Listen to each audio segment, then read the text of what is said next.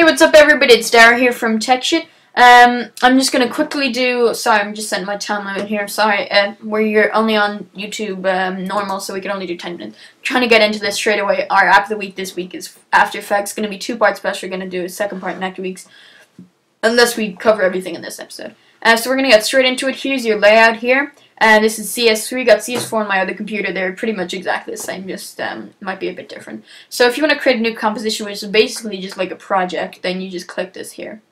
And you can create as many, whatever, you know, call this whatever. Arch. Okay. And you want to just, you got your presets here. You can change the size, lock it to aspect ratio, change your frames per second, leave it at full, and make it as long you want. So we're going to do this at 34, which is not a common time. So here you go. Here's your main comp, composition comp. That's what they call it, comp. So if you want to import something, you just hit Command I. That'll import. You can also do file import from up here. And I've got 2 things in here. This is your file browser over here. So if you're going to import something, we'll just import this. And there you go. So you got your select and move tool up here, and this will basically let you to scale things, move them. If you hold down shift while you're scaling, it'll scale it to its original size without doing something like this. So instead of that, you can go like that. Then the next one is the hand tool, and this will just let you move around the thing like a camera. And the shortcut for the move tool, this tool here, is V, and the shortcut for the hand tool is H on the keyboard. Then the next is the zoom tool. I never use it all because you can just do it with the scroll bar, the scroller on your mouse. So that's fine there. And then the next one is the rotation tool, and the shortcut for that is W. So you can just rotate a layer. If you hold down shift, it'll snap it to 45 or 90 degrees. Then the next is the pan behind tool. If you drag this little thing here, drag it down here, then we grab the rotation tool, it'll rotate around that point, or if we scale, it'll scale around that point. You can also hit Command plus and Command minus on your keyboard to zoom in as well.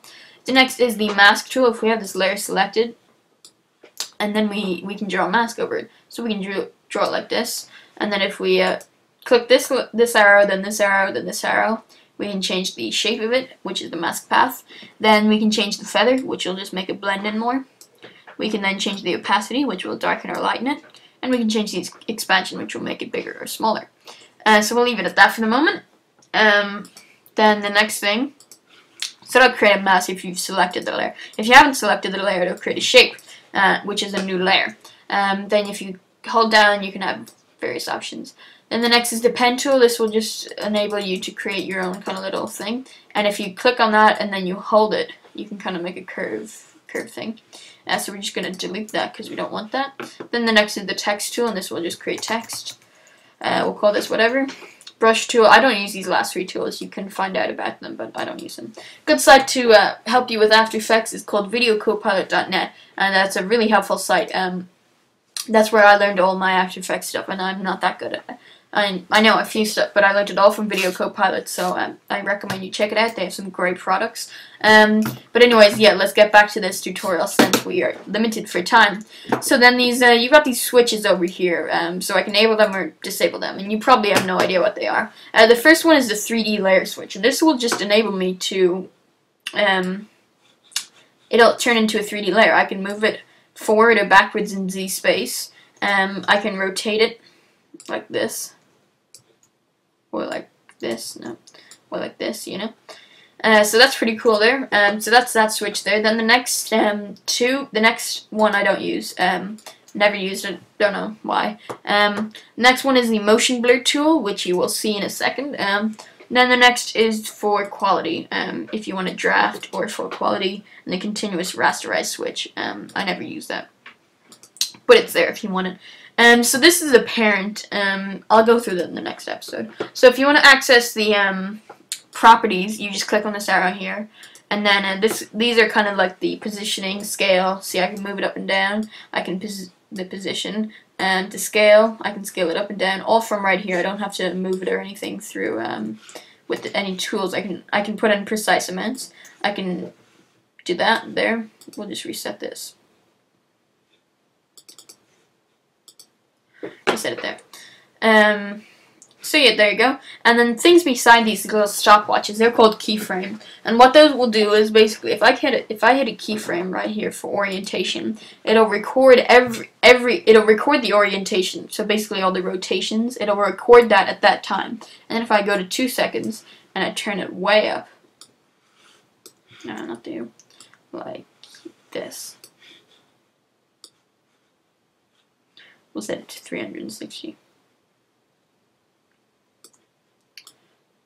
It'll record that time, so it'll say record it this time and then record it this time, and move everything in between there. Actually, I want to delete those keyframes, and I want to do those to the Y rotation. So keyframe here, and we'll keyframe here. This button will create a new keyframe, and that'll record that position. And then if we go over here, holding Shift, it'll snap to it, and then we crank it way up, loads, and then we go like that. It'll animate everything between those points there.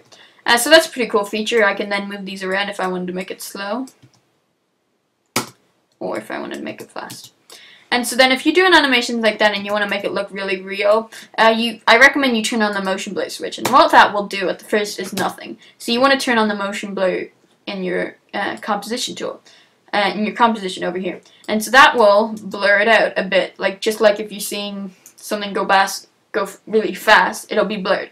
So that's doing the same thing there, blurring it out. And so that's 3D layers. The next thing, if you want to do a new solid, so Command Y will also do the shortcut for that, and we'll call this solid 1. And you can set it to whatever color you want. We'll do whatever with this color here, same color really. And basically, it'll just create like a red sheet, kind of basically. If we make this 3D, we can do pretty much everything that we've done to the other layers to this. So if you go like that, keep moving it back, and move it at the bottom, everything will be ahead of it. And we can rotate it again. No. Yeah, there we go. Rotate it, add a keyframe, you get it. Not you. Yo. And then whatever, you got the idea. So yeah, there you go there. And then if you turn on motion blur and stuff like that again. So then the next thing is a new camera. So if we do that, and we do that, and we do C, or click this up here, then we can orbit around everything. So that's pretty cool feature. That looks pretty nice up there. So if we go from this angle here, you can also track, pan, and tilt. Well, no, yeah, track it, and then be zoom in and out. And so again, you can keyframe this just as any other layer. Just go down here, transform, and change all this stuff here. And also the camera options such as depth of field. And we'll go through all that next week. So there you go there. You can do a new light as well. And that will just light up any 3D layer. It has to be 3D, the layer. If it's not 3D, then it won't light up. So if we go here and we hit AA, we can turn up the intensity a lot. And that'll basically light everything in our scene. So you can just basically create like a 3D thing here. I think I'm missing something. I can't remember what I'm missing. But anyways, we'll do a new adjustment layer. And this will basically, if we do effect, blur and sharpen, Gaussian blur, Gaussian, whatever you want to say. This will and we turn that up. This will blur out everything beneath it in terms of layers here. So if we put that after the text, but before the other two layers, it'll not blur out the text, and it'll keep the rest blurred. So that's a pretty cool feature. Again, if you just wanted to add an effect to anything, you can go through it over here. And if we change your text, we hit Command T. We can obviously change it all here. This will make it bold, italic, all caps with small caps, superscript, subscript. Yeah. So that's pretty much it for this episode. Thank you for watching it. I'm gonna have a second part of it next week. Check out the website techshit.com/blog for the latest updates. And check out blog.techshift.com for a personal style kind of blog on what's going on in the tech world at the moment. We're thinking about doing kind of a tech world kind of update when things happen, and if we're free, if we have time, we're going to kind of make updates. So we're going to have more videos, hopefully. I'm not sure. This is just an idea at the moment. Sorry about no Sunday episode this last week. I actually had prepared an episode, but I was out all Sunday and I didn't get back till like 11 o'clock. So I wasn't able to put it up. So I'm really sorry about that. We're going to have an extra special episode this Sunday to make up for it. So be on the lookout for it then. But anyways, thanks for watching that. Thanks for watching this video. I'm Dara, and I'll see you guys later. I said that way too early. I've got to stop the video first. Yeah, sorry about that. So yeah, new episodes every Sunday and Wednesday. Thanks for watching App of the Week. I'm Dara, and I'll see you later.